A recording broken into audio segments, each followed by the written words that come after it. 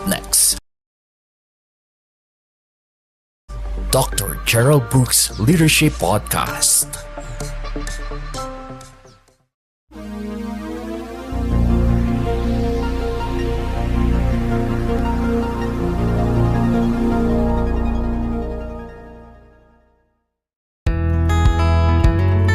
In partnership with Raul Quaresma Ministries and Cool 97.5, we gladly present to you Dr. Gerald Brooks Leadership Podcast for pastors, leaders, and church workers who are involved in God's ministry every Wednesday from 12 to 12:30 high noon, only here on Cool 97.5.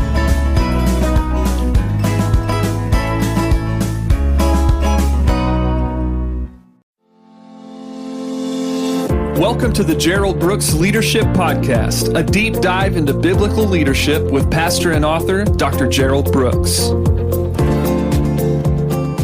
Hi, this is Gerald Brooks. Thank you so much for joining me for today's podcast. I want to talk to you today about decisions define a leader. Decisions define a leader. See, in leadership, you have to make decisions. And decisions are challenging. And the reason they're challenging is that if you're a leader, they're wide-reaching. They just don't affect you. They affect a large group. They begin to have an influence and ripples that begin to go and go and go. What I know about leadership decisions is there's immediately questions. People are going to question, well, why did they make the decision?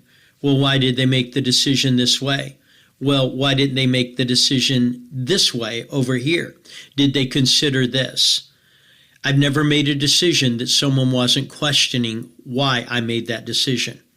So that leads us to the third thought about leadership decisions, and that is you're never going to have a 100% approval rate. Someone's always going to dislike it, and someone's always going to be speaking negatively about it.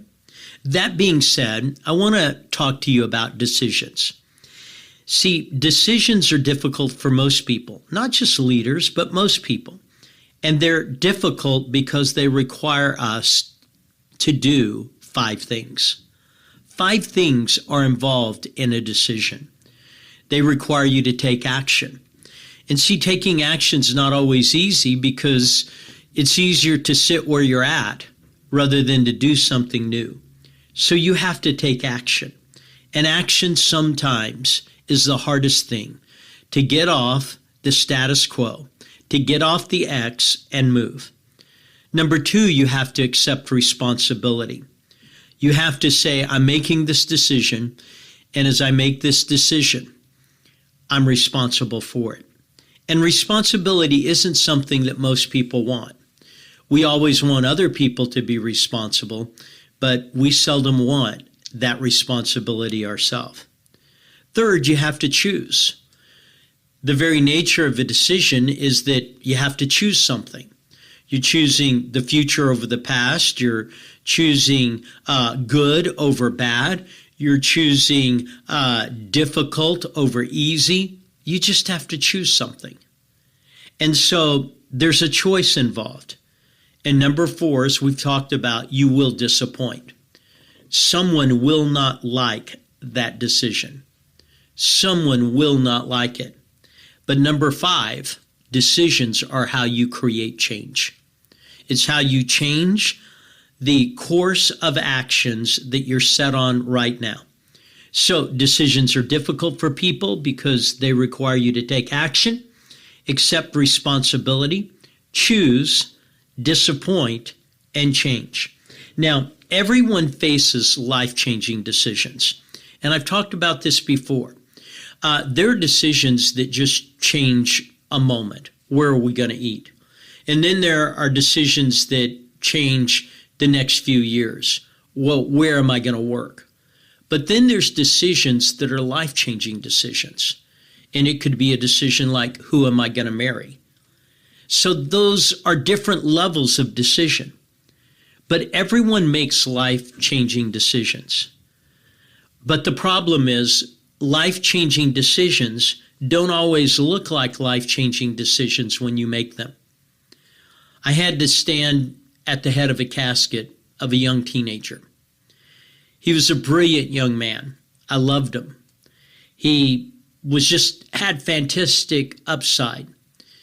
But one day he made a life-changing decision. It didn't look like a life-changing decision when he was making it. He literally went to eBay and tried to sell his cell phone. Now, when he went to eBay, someone popped up and said they would buy it. And he went, and they ended up trying to rob him, and he ended up dying during that moment. Now, let me just interject this. I talked to the police chief of our community, and he said probably half of all the crimes in America would be prevented if people didn't sell things on eBay. But then he made this statement. He said, and if they did do it, if they made sure that they met in the parking lot of the police department. What I want to encourage you is that day he didn't think he was making a life-changing decision, but he made one. Someone's saying, are you saying we shouldn't sell anything on eBay? I'm just saying it's a decision you have to make. But understand the ramifications of what any decision is. As innocent and innocuous as it appears, it could be life-changing. I was in another setting where I get a call from the sheriff of our community. He asked me to come out to a place north of here. And a young lady in our church who was with her boyfriend, they had found her father's gun, and they were playing around with it. Well, they forgot the fatal flaw of guns, and that is there's always a bullet in the chamber. See, they didn't think the gun was loaded, but there's always a bullet in the chamber. And rule number one is you always assume the gun's loaded. Rule number two is you never point the gun, but she's going to end up pulling the trigger and killing her boyfriend. And I'm going to have to go out there and wrap my arms around that young girl and tell her there's still life, even in the midst of a life-changing decision. What I'm saying to you is that life-changing decisions always don't look like it. You can't plan for them, but you can prepare for them. I want you to get that thought.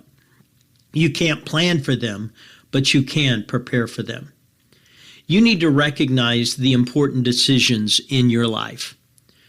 What will you live for? What's the reason I'm here? What am I going to live for? Where will you put and give your life? What am I going to give my life to? My life isn't about consuming. Ultimately, it is about contributing. And what responsibilities will I maintain in life? Well, those are just decision questions. I thought today I would look at someone who had to make a decision. He's from the Old Testament. His name's Daniel. He's pretty famous because he's going to find himself in the lion's den. But in the midst of being in the lion's den, there's going to be some things that are going to begin to unfold. Before he ever gets there, it says in Daniel chapter 1 and verse 8, but Daniel purposed in his heart.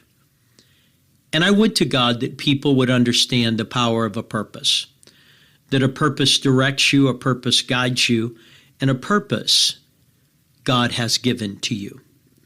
And he said he would not defile himself with the king's meat, nor with his wine. Therefore he requested. See, Daniel has been taken captive by Nebuchadnezzar, and he has been sent to serve in Nebuchadnezzar's court. And they had some requirements, and it was an eating standard, and it was a drinking standard. But those standards went in opposition to who Daniel knew God had called him to be. So Daniel's going to have to make a big decision. So I just thought it'd be good to see how he navigated the big decision. First, big decisions are seldom made in comfortable settings. Big decisions are seldom made in comfortable settings. I've literally watched families have to make decisions in emergency rooms. I've literally watched people have to pull the trigger on a business decision when their back is against the wall. Big decisions are seldom made in comfortable settings. Daniel's not in a comfortable setting. He has been taken away from his home. He's been taken to a land that he doesn't want to be at, to serve a king he doesn't want to serve. And what we learn from Daniel is, when you're not in comfortable settings, you don't always have hours to pray. See, it'd be nice to say, well, I'm going to pray through this. But some decisions, you don't have hours to pray. And you don't have time to sit and think, well, I just want to think this through first. Well, in the average life, that may be available, but when you're a leader, that's not going to happen. And Daniel understood that he's in an adverse environment, and therefore everyone's not going to cheer him on. So, because big decisions are seldom made in comfortable settings, and you don't have the hours to pray, and you don't have time to sit and think, the lesson is your values must be decided beforehand. Your values must be decided beforehand. See, you need to sit down and determine the values of your life. You need to determine the values of your life. I was at a round table here recently, and there was a question that got asked, and the question that got asked was simply this. Well, what should I do in this particular case? And I said, you know what your values are. Make a decision according to your values.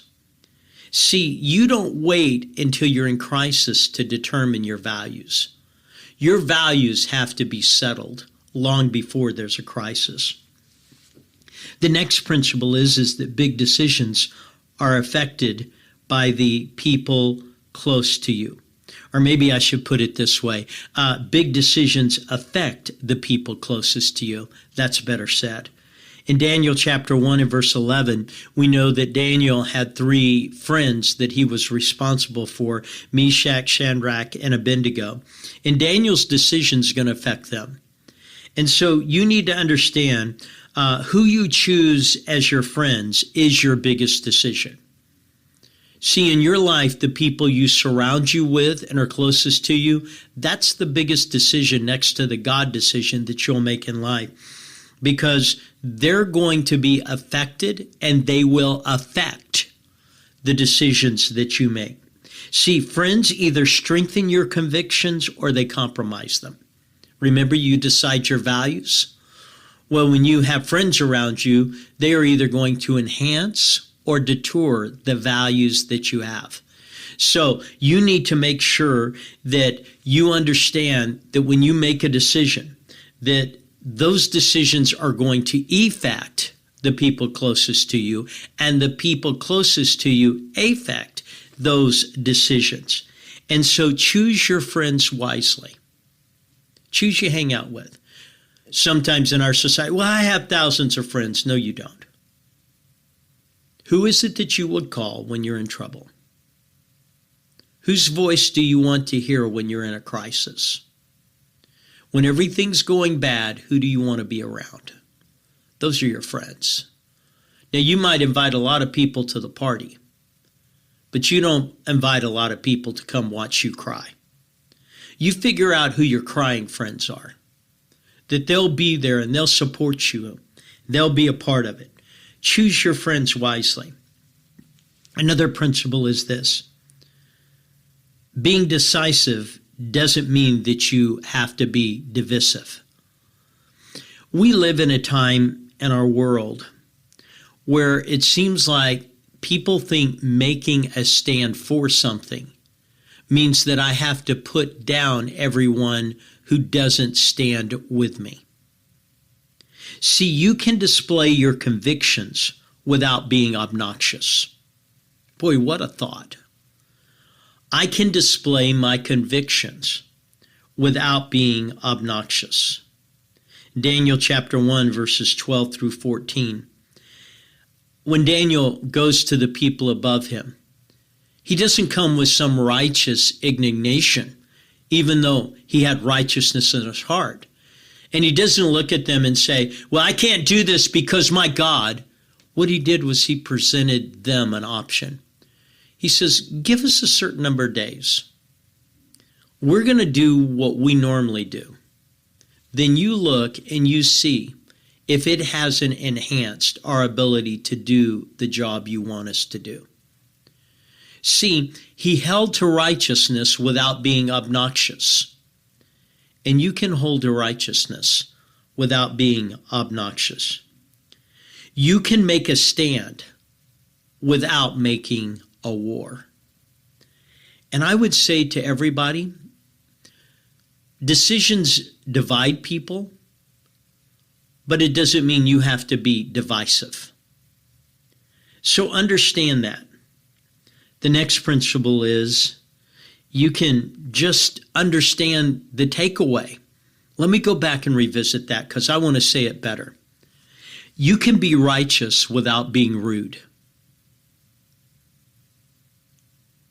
I want you to get that. That's me summing this up and making it better. You can be righteous without being rude. So being decisive doesn't mean that I'm divisive. I can display convictions without being obnoxious. I can make a stand without making a war because I can be righteous without being rude. Boy, I wished I had about an hour to spend time on that because that's something I believe is so needed. Another principle is this: decisions determine whether you can excel in adversity. Decisions determine whether you can excel in adversity. Now, Daniel, Meshach, and Shadrach, and Abednego, they're going to excel here.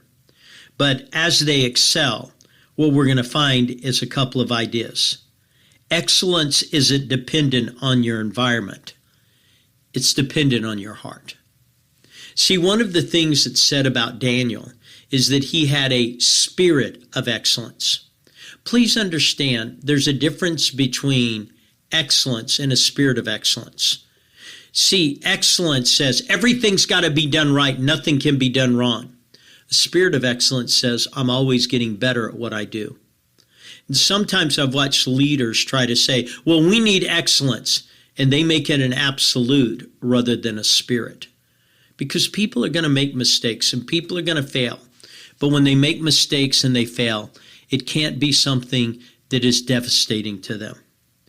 So, excellence isn't dependent on your environment, but on your heart.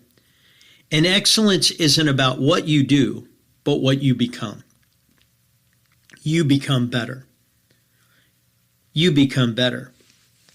And that leads us to this. Decisions change us.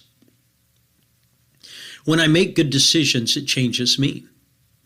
When I implement good decisions, it changes me. So let me go revisit. Big decisions are seldom made in comfortable settings. The lesson, your value base must be decided beforehand. Big decisions are affected by the people close to you. The lesson, choose friends wisely. Next principle, being decisive doesn't mean that you're divisive. The lesson, being righteous doesn't mean that you have to be rude.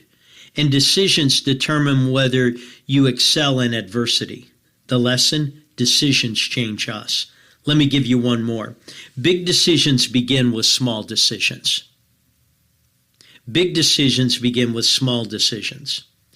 Ethical behavior isn't determined at the last minute of temptation. Did you hear that? Ethical behavior isn't determined at the last minute of temptation. You don't wait till you're tempted. It's all the little decisions you made up to. Now, I've made a lot of decisions about how I conduct my life. And a lot of people look at them and laugh and they say, oh, those are just so old schools, those are archaic.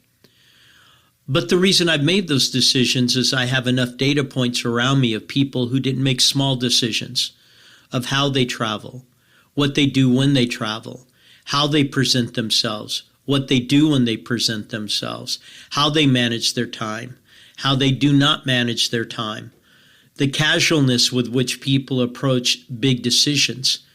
And I've made some very clear protocols in my life. And the reason being is I've seen too many people make the wrong decision at the last minute. I want to make my decisions before the last minute. And your daily decisions become your big decisions.